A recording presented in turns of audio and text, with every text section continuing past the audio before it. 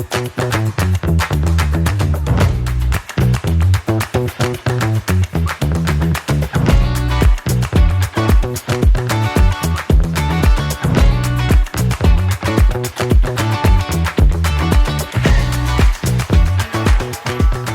to the Breaking Average podcast, a resource for visionary leaders and learners leaving average for excellence. In a world settling for what is, we want to equip you with practical strategies to bring about what could be.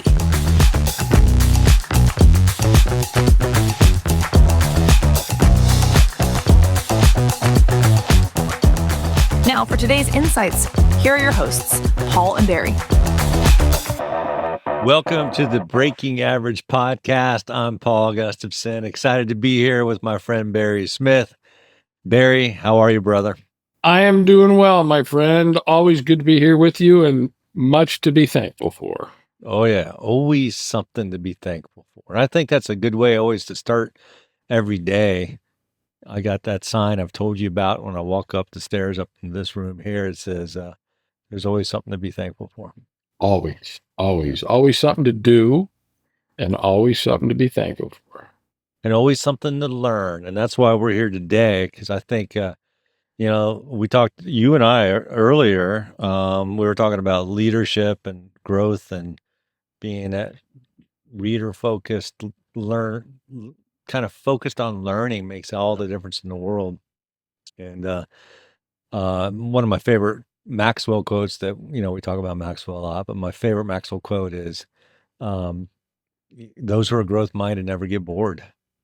Yep.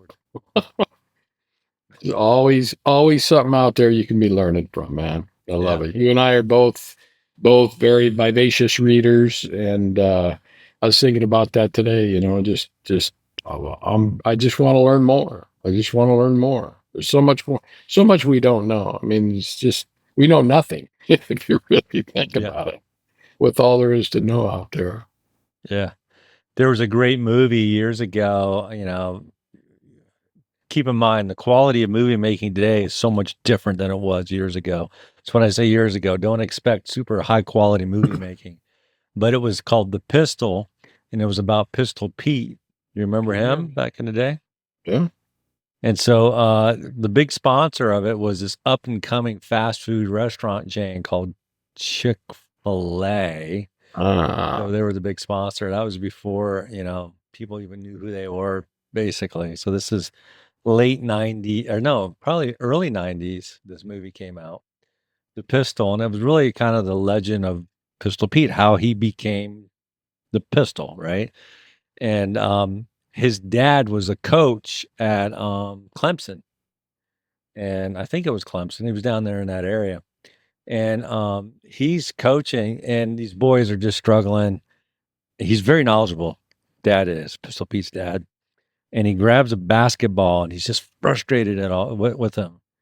And he's basically putting them in their spot, right? Because they think they know a lot about the game. And clearly they know that he knows more about the game than they do. So I said, you guys think you know something about the game, but let me show you how much I know about the game. And he takes a Sharpie or whatever it was back in the day, and he marks a little dot on there. He says, if this was all the knowledge of basketball, that dot, that's all I know. And your dot is smaller. And I love that because there's so much more to whatever it is that we're doing. Even if we think we've attained that level of excellence or that level of expertise, there's so much more to learn. Yeah. It's just a dot on that big ball. So let's keep learning, understand the game that we're in, and keep going and keep growing. But the key to that, my friend, is be learning the stuff that's going to help you live into your purpose and move closer towards your goals. Yeah. There's a lot of stuff out there right now that we can learn that's going to serve no purpose at all. Stay away from it. Noise and clutter. Stay away. There's a lot of noise and clutter. A lot of distractions out there. Yes. All right. So we got questions to help us get undistracted and stay focused on where we're going. And I'm going to so this has been a great series. We're right in the middle of it. This is the middle one of the 5 that we're doing. So here's number 3. So four questions for each of these episodes, and we're excited that you guys are joining us, listening or watching wherever you're at. So just kind of follow along with us. We'd love to hear your questions. The question that I want to ask you, Barry, is would you rather? It's a word, would you rather? Don't you like would you rather questions? I like in addition to rather than either or, Paul, but Yeah. go ahead with your question. So would you rather give up your smartphone or your computer?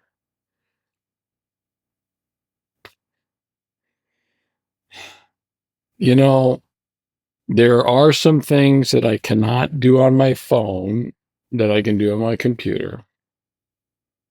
However, there are some things on my phone that I would be unwilling to give up, such as taking pictures.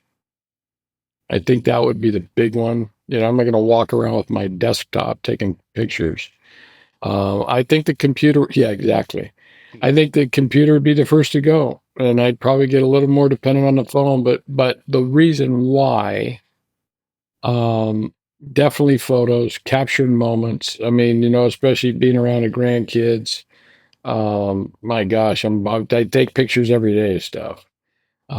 Being out in a very rural, wildlife filled area. I kind of gotten back into birds, and so I got a bird app, and so I take pictures of birds and then pull them into the app and see what I got. Plants, and there's a great app. I love doing the yard work here where we're at. You know, it's good to break a sweat and serve a purpose. And there's a great app out there now called Picture This. If any of you viewers are into plants, Picture This is the app. And it's phenomenal. Take a picture of a plant or a tree or grass and tells you what it is and tells you all things about caring for it. If the plant's sick, it'll tell you what's wrong with it. It's awesome. Can't do that with my desktop. Can't do that with my computer. I said, do you have your phone with you right now? I got it right here, bro. All right. So you see, I got a tree back over here. You see that? Ooh, this could be this guy. Okay. I want you to see. Let's give it a shot.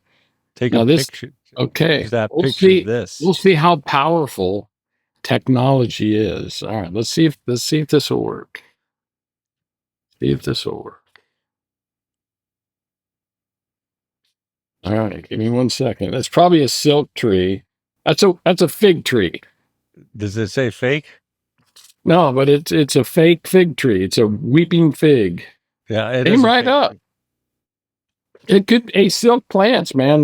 They look pretty realistic. But yeah, I mean, you got a fake background. You do. Do you know what that is? Real behind me, except for that fake tree. Do you know what that is? Do you know what that? I have no idea. I just well, I just told you, dude. It's a fig tree. Now you proved me wrong. Next episode, you need to come back after doing your due diligence, and you find out what that tree's modeled after. It's a fig tree. Sure, it says fig tree on it. I'm sure the price tag's still there if I look at it. Yeah, you got some silks. I get it. That's cool, man. So you just proved that smartphones are smarter than computers. Actually. Well, yeah, because there's just so much to it. You know, that's my alarm clock. So I communicate. You know, text messaging. Yeah, I mean, I'll be interested to hear your answer because I know you're much more dependent on your computer than I am. Yeah. But for me, that's a no-brainer. Yeah, I would say this. Great answer. I love your answer. And I would think the computer is really the core foundation for smartphones. Right? Meaning your smartphone wouldn't be a smartphone if it wasn't for the fact that there was a computer that existed prior to that. That's right. The truth of it is, though, we're mobile people. We move around. We're not stuck in one spot. And, you know, I prefer, you know, if it's just me doing whatever I need to do, I'll do it on my computer. But the truth of it is, I've got to look at it from a holistic standpoint, strategic standpoint. I will take the smartphone over the computer. I will. And I've experienced this firsthand back in 2007 when my father-in-law got news that he wasn't doing good. So my brother and I booked flights as quick as we could to try to get out to see him. And I didn't have time to pack anything else other than bring in my smartphone. And I actually had a smartphone back then. This is pre-Apple iPhone days, but I had a What was it, like a BlackBerry? it wasn't a BlackBerry, it was very similar. It's called a Palm Trio or something. Palm Pilot. Palm Pilot. Yeah, it was one of those kind of things. It was a phone version of it. And I was able to manage the whole 2 weeks with that. I was totally I didn't expect it. I could check my email, which was key, obviously. Texting, we text more now than we did then, for sure. But, pictures, of course. But just being able to carry notes with you. There were some good apps back then. I'm not like we have today. Nothing like what we have today. But yeah, I would say this thing is pretty magical. Yeah. I'll take smartphone. Thank you, Steve Jobs, for coming up with the smartphone. Yeah. Well, and it's again, I just predated the iPhone because I just talked about the Palm Trio. So whoever did that, thank you. We need these devices, I guess. Been a big progression, man, but crazy. But they do distract us, don't they? Yeah, it's an understatement. Yeah. What do you do when you don't have it? Like, it's like it's like you feel paralyzed. Yeah, and in fact, this is as we're talking about it now, you think about security and technology. I have to have my iPhone to do two-factor authentication. Yep. My phone has to be with me when I go banking. I prefer to bank on my phone than my computer by far. I use the Apple Pay a lot. I use that. I'm not even sure I need my wallet anymore, to be honest with you. Apple Wallet. Yeah. So cool. There we go. We'd be curious from you guys as you're listening or watching. What do you prefer? What would you rather? Would you rather give up your smartphone or your computer? So It's an interesting question. I actually volunteer with Turtles with a gal who has neither. Think about that for a minute. yeah. She does not have a cell phone. She does not have a computer. There's kind of something appealing about that. There is. Go off the grid for a while. Man, it's like, wow. Yeah. But yeah, it's good. I love it. Love it. All right. So you got a question for me? Huh. Let's see. How would you describe the year 2020? Now, I know both your boys are old enough that they lived through that. So how would you describe the year 2020 to your grandkids when they come? And we know it's coming. It's down the road, but it's coming. It's a great question. I've never thought about. COVID feels so fresh, and some say that we're still in it, but I feel like okay, it was more of the hysteria and the it wasn't the pandemic, it was the pandemonium that more affected people. But I look back and I remember asking questions of my mom and dad, when they were kids. I would ask them like, what was it like, when you heard the news that Pearl Harbor got bombed? What happened? How did people react? And there was pandemonium then, right? So they used to have service bulletin commercials and practice sessions in schools about hiding underneath desks and bunkering down in basements. And, I'm sure the whole food industry just went crazy with canned food at that point in time. I don't think George Washington and Thomas Jefferson had Van de Kamp's beans in a can, but they did, after Pearl Harbor, and thank you. We got Spam, right? We got all sorts of canned food. So it was interesting when they would describe it and they talk about just sort of the fear. And I think if at some point in time, I will be sharing the story of 2020 because they'll be asking, just like they asked the questions of 9/11. 9/11 was an interesting time because we all kind of connected. I thought as at least in the United States, it was tough. Nobody wants to go through a 9/11, but it brought us together, independent upon what side of the aisle, from a politics standpoint, because we're all Americans. Freedom was precious. Love that. When COVID happened, it scared everybody, right? It was pandemonium. You couldn't have toilet paper. You didn't have enough people harboring so much and just kind of looking out for themselves and maybe their family, which is, of course, it's important to look out for your family. But I think we lost sight of who we were for a period of time. Yeah. I think we lost sight, and I'm not sure we've gotten it back yet, to be honest with you. I think we're still struggling to find our identity again and who we are. And people, I mean, here you and I, we're doing a Zoom call. I mean, it's great for our purpose of what we're doing for a podcast, but people are still living this way. They're still having their meetings behind the glass screen. They don't want to give up their computer like we just talked about because they want to have Exactly. this kind of connection. And I'm not so sure that's good. I think we need to be near other people, and I think we're healthier mentally, at least, when we're close socially with other people. So COVID was a time, I would tell my kids, COVID was a time where we learned to isolate and There's the word. really lose touch with the value of life and the ability to be able to connect with other people because Yeah. we're so focused. So those are sort of my thoughts. How about you, man? What would you No, say I'll to tell your you, grandkids? I've actually, in a sense, I visited this. Some of our listeners know that Cheryl lost her grandfather a little less than a year ago now, at the age of 105.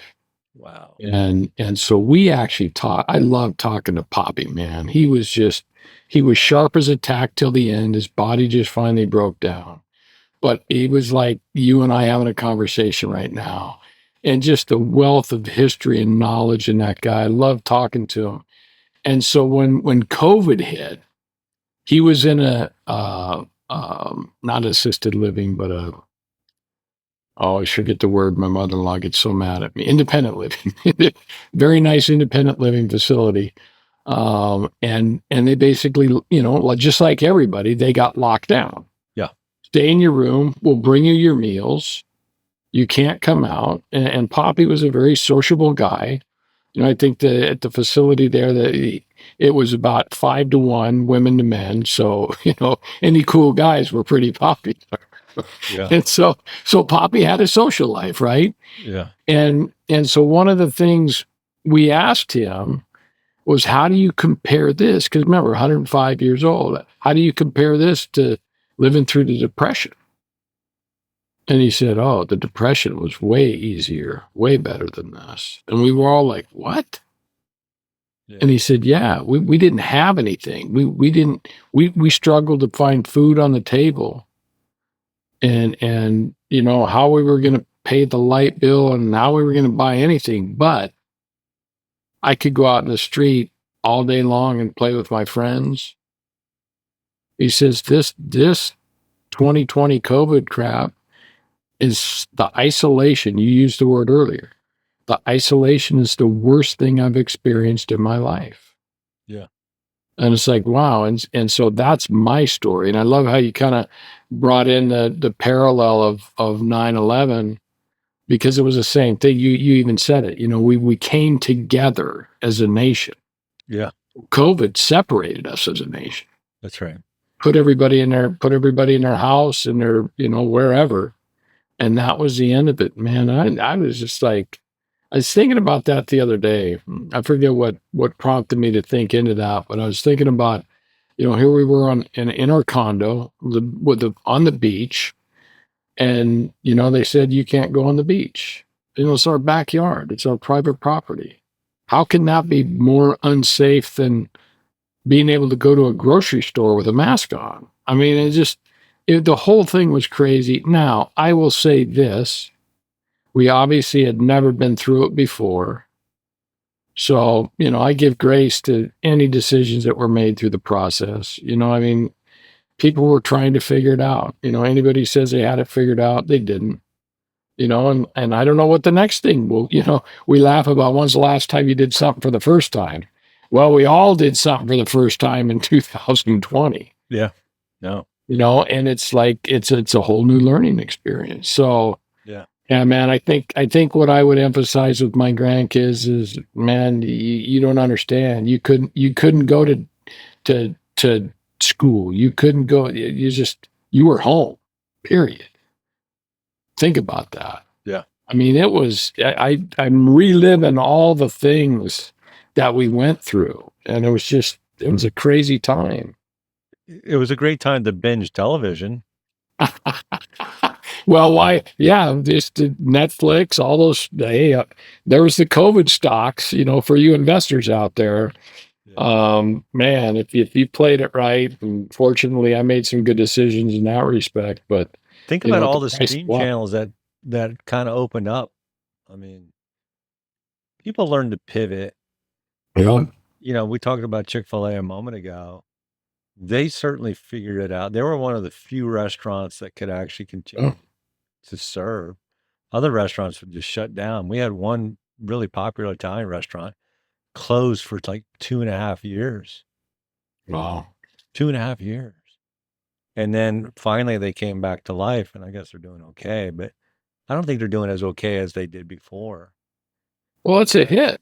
Yeah. It's a hard hit, But yeah, a lot of I know McDonald's is right there. Most of the big fast food places figured it out. We just close the indoors and then run everybody through the drive-through. Yeah. You and I know a Chick-fil-A operator, Yeah. and had an opportunity to talk to him about that. And for those that could, they did, Yeah. and they did well, and they served everybody just running around in their masks trying to get a takeout meal. But yeah, I mean the world changed, and I remember coming out of it. And like you say, are we really out of it? I don't know. Cheryl and I went in for our annual physicals today, and the doctor, we talking. You remember, I told you, shared with you maybe 6 weeks ago, Cheryl was not feeling well. And the doctor thinks she had COVID again, based on what happened. But, you think it's over, and it's not. And here in South Florida now, it's ramping up again. So it's always going to be something. We know that. But I think that freedom that was lost, and I love the word freedom for a number of different reasons, but we lost our freedom in 2020. Yeah, it was tough. It was, I remember. I mean, you will see the Grubhubs and the DoorDashes and the Uber Eats and, all those different, that was interesting. The new service industry was born out of that. I remember standing outside of Chipotle, having to order on the app. There we go, mobile apps, Yeah. right? So using your smartphone order, and you had to stand outside until they came out and brought your food to you. And everybody's masked up. It was harder to really communicate with people because, you're covered up. Oh yeah. And, it was hard.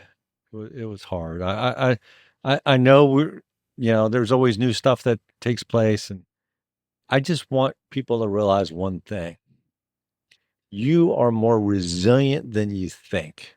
Yeah. Now, I'm not trying to disregard those who did have some health issues and maybe some people who didn't make it. I know that happened. There's no doubt in my mind some people struggled physically through it.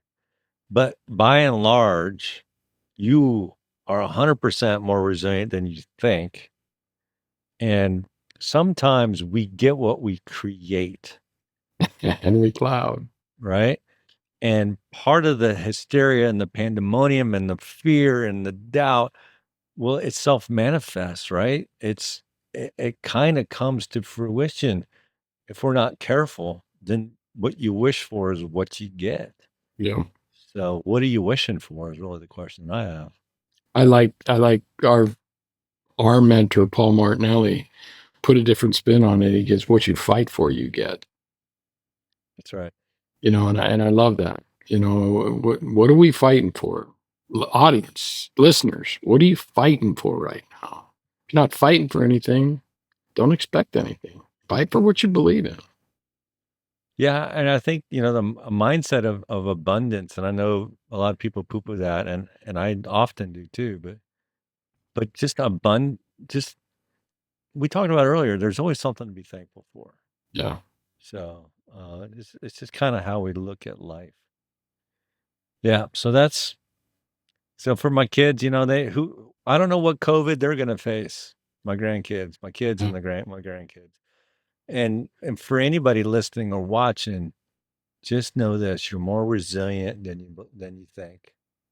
I'm a person of faith, so I rely on that element too. Like, you know what? God's got a purpose for things. Not maybe for the dangerous stuff that takes place in the world. I'm not saying that, but despite that, He still has a purpose for us.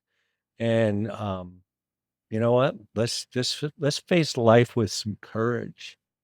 Let's be encouraged and face life with courage, and let's encourage others. Yeah. And I think that, the value of relationships and people in general. Yeah. Sometimes we take that for granted because people are all around us. Yeah. Value your relationships. But at the end of the day, that's all you got. They can't ever take that. Nothing can take that away from you. Yep. So invest in the people that you want to invest in, build on those relationships. You'll have that for your life. Yeah. But take care of yourself too, right? So do it responsibly, connect with people responsibly. So don't be foolish. And when there is some COVID like thing that's going on, don't be foolish, but don't be fearful. So it's good. There it is. Don't be foolish and don't be fearful. Live life. Got All to. right. What else you got, brother? I got one for you, man. Are you ready? Oh, do it now. All right. Let's see. Let's do this one. What inspires you to succeed every day? That's pretty easy for me. That's pretty easy. I think it's my kids and my grandkids. Again, not to just be using this as the end all get all, but went through some tough stuff the last 12 months. Some tough health scares, and some things that maybe I couldn't still be here. And so I think every day, I've been working on my health, been losing some weight, been getting healthier. I mentioned earlier we went to our annual. My blood pressure was 122/80. Now, anybody who's aware of blood pressure numbers, that's about as good as you can get. And so feel good about that. But why am I doing that? What inspires me to succeed every day is it's a word we used last episode, impact. I want to make a difference. I look at my grandkids and the world they're growing up in. My gosh, every generation is going to have more noise and clutter, more challenges, more opportunities to fail and bad things. And so I want to be a positive influence. I want to be not just successful in being a gramps. I want to be significant. And so I add value where I can, and try and help out. God bless the kids, man. We watched Hudson and Charlie for 4 days by ourselves this last weekend. And it reminded me of how hard parenting is. You parents of young children, God bless you, man. You are in my prayers. Yeah. But I've got an opportunity to help out in that. If I'm not here, I can't do that. I can't make that impact. I can't, let's be realistic. Hudson's going to be 4 in September. Charlie just turned 2. They won't remember a thing about me from today backwards. Right? So I want to be here. I want to be here so that when they get 6, 7 years old, when you actually start retaining memories long term, I'll be an influence in their life. And certainly my own kids, even though they're all in their 30s, early 30s, and they still got questions. They're still trying to figure some things out. So I want to make it's legacy. I guess if you want to put one word on it for me, what inspires me to succeed every day? It's like I'm not happy with my legacy yet. There's more to be built. So there you go, brother. There's my final thought on that. It's my legacy. The legacy's not done yet. Hasn't been built. I love it. I think It's so powerful, and I'm glad you got that question first before me. I because there's a lot of thoughts. Part of me, Barry, I want to go back to my roots. What inspired me as a kid, Mm, right?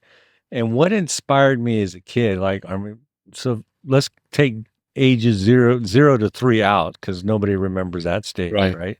So then you start to become more aware of the impacts that you can make, the growth and the creativity and the exploration that's there. And as you shared, I went back to that. I was like, oh, wow, wait a minute. I was so fully inspired when I was a kid. And those sort of things still inspire me today. And I maybe get too busy to spend time to think and do and act on those things that inspire me. But the truth is, they still motivate me. So let me give you an example. Barb and I, we just went on a cool trip, Southwest USA, and just the travel part. Not that I love traveling it per se, but I love seeing new things. I love exploring.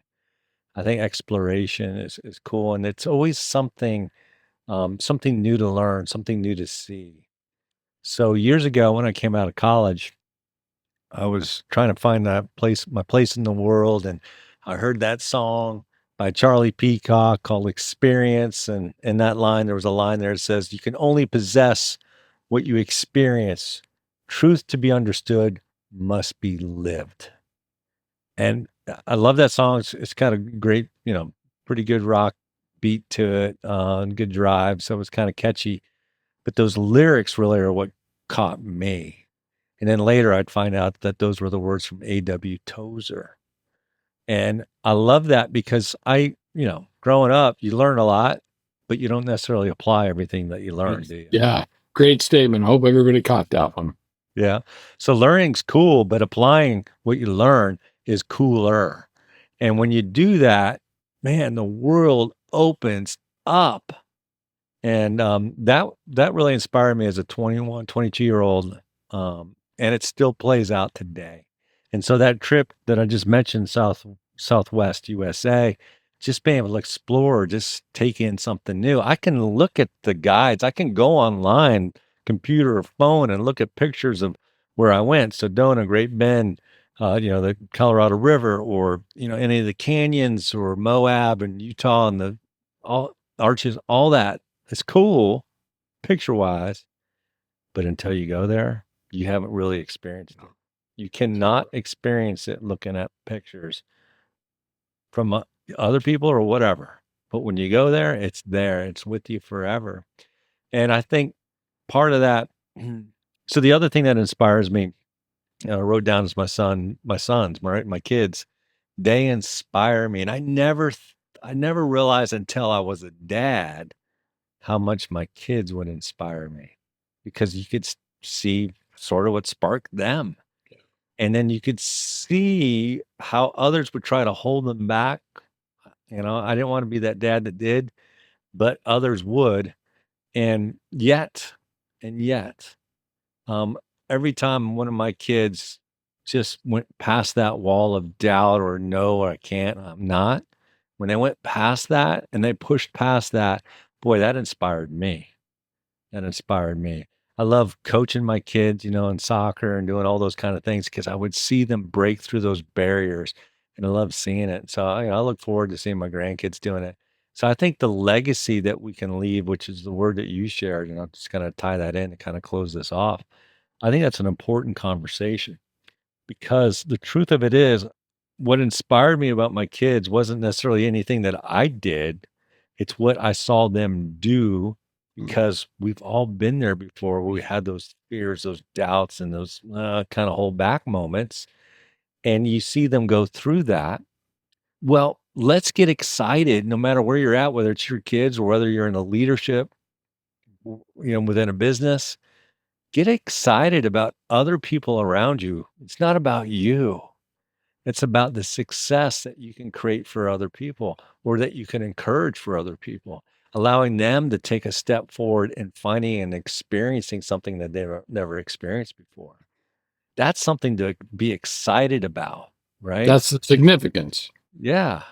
Yeah. So that's what hits for me on that one, is what inspires you to succeed every day is seeing other people step forward and discovering life, discovering what they can do, discovering something new that perhaps they hadn't experienced before. And maybe, just maybe, I had a chance to be able to help contribute or encourage that. But I'm thinking also of like as a corollary, as sort of a parallel. Think about how excited you are when your favorite team does well, right? When you cheer on, like, you're a Raiders fan, right? And when they do well, when Dante Adams is catching that ball and he's scoring a touchdown, right? And he's working through it, and maybe he's powering through some kind of shoulder injury or whatever it is, but he does it. And you're just a spectator, just kind of watching and experiencing it. Now, if you're at the game, that's actually even more powerful if you can go there. But that same element of what we experience as spectators cheering for our favorite athlete and our favorite teams, we get every one of us has an opportunity to do that every single day for other people around us, to cheer them on, maybe to be an encouragement, to be able to see them step forward and, be bold and do something. So that's what inspires me, is what can I do to add value to other people, for them to step forward and what they imagine, me, imagination, step forward and go see it, explore it, experience it. There you go, man. It's all about legacy. You just framed it completely different. I love the way you brought in the trip you just took to the Southwest, and being in that space. Pictures just do not do justice to what it's like to see it live in 3D. The sound. This is one of the things I love the most about nature is what you can't see. Yeah. Just go out. I'd challenge any of our listeners, wherever you live. Look, even if you're in the city, because when was the last time you just went outside and closed your eyes at night and listened to the sounds? What's going on out there? Try it. Trust me. Yeah. It'll just bring a whole new awareness to you. All right, bro, let's bring this thing home. All right. Great response. Love that. Yeah, man. Good. So let's kind of step into the future with the end of this episode,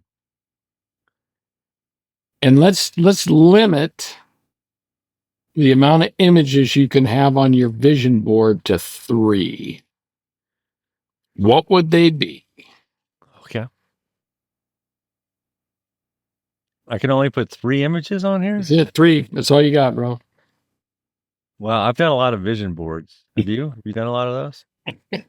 Oh, wait for my response, but it's your turn. The thing about vision boards, I first of all, I always kind of like roll my eyes up when somebody wants to do a vision board, until I actually start doing it. I'm like, totally into it, right? State. Yep. And what's really cool, and I will just say this, I'm not saying they're magical, but they're magical. I'm seriously, when you do a vision board and you put it on there, there's something that changes, some kind of shift or transformation that takes place. Maybe it's putting it there is creating more of a awareness and look for it, right? For it to manifest itself in some way. And I'm not trying to sound woo at all. I'm just saying it's your RAS, right? Your reticular activating system, RAS. You're making yourself, mentally, your brain is actually seeking that out once you identify it. It keeps in your awareness. Yeah, it's so powerful. So I would say 3 things. One is my family, for sure, 100%. And in that vision that I have of my family, it's just not my family present, it's my family future. Does that make sense? Yeah, total sense. Where I see generations, and then another layer of generations, and another level of generations. I see 3 generations beyond the one that's there. Love it. And you know, the images of those individuals obviously kind of cloudy, don't know there, but they're there. And I think that's absolutely critical. And I think as a backdrop to that, right? So the other image would be, you know me, I love mountains. I love mountains. And the reason why the mountain is there is because it allows me to be in the presence of the creator. I'm just going to be flat honest, right? I love nature. I love getting out there. I love seeing the stars at night, seeing that beautiful mountain. My wife loves the ocean. I love the ocean too. So no discredit there, but I see that there. And I would say, so that beautiful landscape and me enjoying it in different ways, you know, whether it's on my mountain bike or kayaking or whatever, skiing, but I see that. And the third one is I see my ancestors. I see my ancestors. And I know this is a vision board. And like, why in the world would I do that? Because I think they made sacrifices for me that I have never thanked them for, or I have not even been aware of the sacrifices that they had to make for me to be in the spot that I am right now. And truthfully, as I look at that first picture, I realize, you know what? I got to make some sacrifices too, because there's a next generation and a generation after that and a next generation after that. And let's do this right. Let's do this right. So that's what I have for my three pictures. It's my family and the generation beyond, mountains and outdoor scenery, and then outstanding. You and I had no idea how you would respond to that, but I am happy to know that we're very aligned on that. Okay, I'm interested. I'm curious. I'm ready. Let me build on that, right? So for me, definitely number one was family, right? Yeah. So let me put some context to this. So I got into this vision board conversation with a coach I was working with a couple years ago, and it was like, all right, for me, out of sight is out of mind. And so like I'm trying to figure at the time I was struggling with staying focused on what do I need to focus on? What's important? Why am I doing what I'm doing? Yeah. And so somehow the idea of a vision board came into the conversation. And I'm like, I can do a vision board one better. I can create what eventually I call now a vision wall. Yeah. And so I think you've heard me talk about this, but in our condo that we're trying to sell, right? I created a vision wall with 17 of those clear acrylic picture frames with the screws that you can just, in 2 minutes you can unscrew it, change pictures, boom. 17 of them in a very cool, organized way, big rectangle. Looked like probably about an 85-inch TV up on the wall above the kitchen table. Yeah. 17 pictures. And so with this question, I'm like, okay, well, I've already kind of answered this question with 17. So what would be the three I would have taken off of there? Because they are now in a folder. Actually, a folder I have somewhere close to me that I don't know where it's at. But I'm inspired to put those 17 pictures back up on the wall here somehow, some way, even without the frames. But I'm like, which of those three would I keep?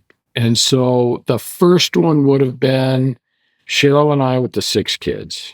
Blended family. Yeah. Cheryl and I with the 6 kids. 2 boys for Cheryl, 2 boys for Barry, and 2 daughters-in-law. What's missing, and will probably not take place until next year, is Cheryl, Barry, 6 kids, and 2 grandchildren. When we get everybody all together. Last time it's been more than a year. It was June of last year when we were all together. Maybe there is a picture. There might be a picture. I got to go look. But that's the picture. Now I love the way you spun that and said future generations, because that's what I'm thinking about. Like, yeah, man, what else is coming, right? Because it's back to legacy. So, number one, absolutely family. Yeah. We had, some of the other pictures we had. Poppy, I mentioned earlier in this episode, we had a picture of Poppy with the 5 generations. Yeah. I forget exactly when we took it, but Poppy, and his great great grandchildren, Hudson, in the picture with the 5 generations there. So cool. Second picture, I would probably have to say, well, you chose the mountains. One of the pictures we had was my leg actually from like the knee down, and Cheryl's leg from the knee down crossed on the beach, because that's just our place. Ocean. That's our place of peace. That's where we can just go, just chill, leave the the electronics, the noise and clutter, and just listen to the sound of the waves. And now it's, maybe not so much the beach, but now the river. But just that idea of being just out of everything, just like the way you described the mountains, where you hear the creator, right? Yeah. And it's a place to get out of the city, just all of that. It's just a totally quiet place. And the third thing, now you kind of went down the ancestor role. Now with my 17, I did have pictures of my mom, my dad, who are both gone. Yeah. Had pictures of Cheryl's parents who are still here, and siblings and so forth. And so we did have that in the 17. But I think right now, if it's a vision board, there's going to be a new picture that was not on our wall. And that's going to be a picture of our camp set up with the RV. Yeah, there you go. Because Yeah. that's like the future we want. Like where we're at right now is amazing. It's not a permanent solution. Right now we got about a year, maybe a year and a half to kind of play around with what's next. Yeah. But it's not a permanent solution. And we just, we're leaving in 2 days for a trip, taking our grandson up to Disney World in the RV. There you go. Week after that, we're going up to see my kids in South Carolina in the RV. And so I think the vision board is it's the RV, man, and the camp, and again, reduce the noise and clutter, place of peace, explore, see new things, learn. And that's what it's all about. So the vision for me is the family, and what we're going to do with the family in the future. I love that. That's my vision board, man. That's cool. Yeah, and if I had more room, you said fourth picture, I put some sort of home there. Where you talked about an RV, I would have, and I'm in I love where I'm at now, but I think there's another home in there somewhere. I'm not saying I'm building a new home or what, but I love being in, that it just feels right when you're right in the right environment. Yeah. And there's something special about that. And yeah, so I'm looking for Well, that. you and Barb are both outdoors people, so I get it. Yeah. We've talked about your place in Colorado. You just saw some incredible country in Arizona and Utah. I mean, there's just so much out there. Cheryl and I just spent a week in the Smoky Mountains a month ago. I mean, there's just so much that we haven't seen and experienced yet. And that's, for me, man, it's the experiences, and we want to do it with our kids and grandkids. And that's the stuff that they'll remember. That becomes part of our legacy. And that's what it's about for us right now. Yeah. And I mentioned experience earlier. You were tying it to experience, and you said something earlier. I wrote it down. Your grandkids may not remember what you said. They may not remember the day or even where you were, but they'll remember how you felt, how they felt. They may remember where you were, but they'll remember how they felt when they were with you. Great quote. Yeah. And and I'm sure you got that quote down, but that's so meaningful for us. It's not what we say, it's how we react and how people feel based on what's going on. Communication. Yeah. Yeah. Well stated, my friend. Thank you for that. I appreciate it. Well, this is awesome. I'm loving what we're doing here, and we're pulling through all these questions.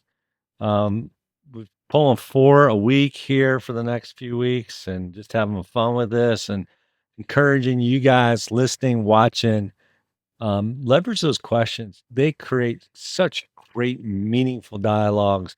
When you go out for those meals, and you sit down and, you're going to do one of 2 things, all right? 1 of 3 things.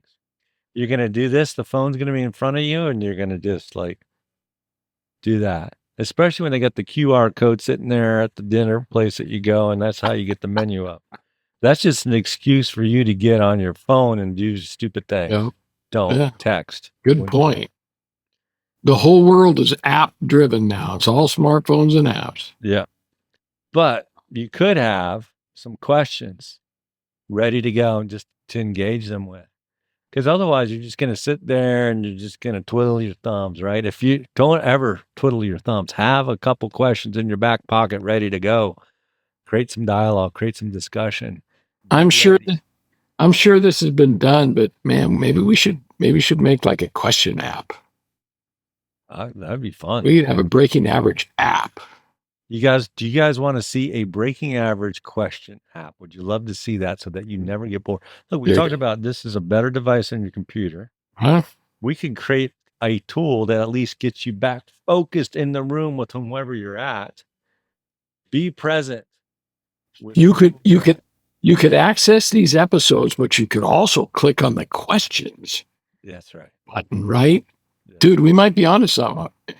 This could be part of our legacy. Yeah. Maybe we should put the breaking average app on our vision board. All right. I'm putting it on right now. All right. This has been a fun episode. I enjoy it. Barry, thank you. It's just always an honor, closer, man. Wish we weren't Zooming it and we could just like 2 episodes back when we were in the same room. That was fun. Definitely. We'll get another opportunity. We're not done yet. There's always more questions. Yep. Maybe next time I want to be sitting outside your RV and we do this. Ooh. Well, it won't be next time, but it'll be a future time. How far is it from you to Myrtle Beach? 5.5, 6 hours, maybe. Oh, okay. How far are you? 12 hours? In RV. Yeah. We'll figure it out. All right. We'll figure it out. Well, guys, listen, thanks again for tuning in, and just tell others, share. Hit the subscribe button if you're watching. Share this podcast with other people. We want to add value to other folks, and we think there's some good questions that we're going through, and we've got so much great content and future episodes coming, so you do not want to miss a single episode. So thanks for being a part of this. Take care, everybody.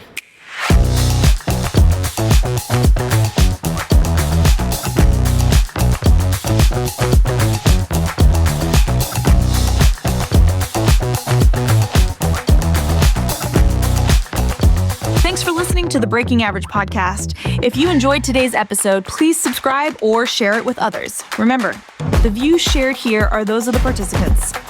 Now, as you go about your day, what's one action you can take from this episode? Join us next time as we continue to challenge the world to break average.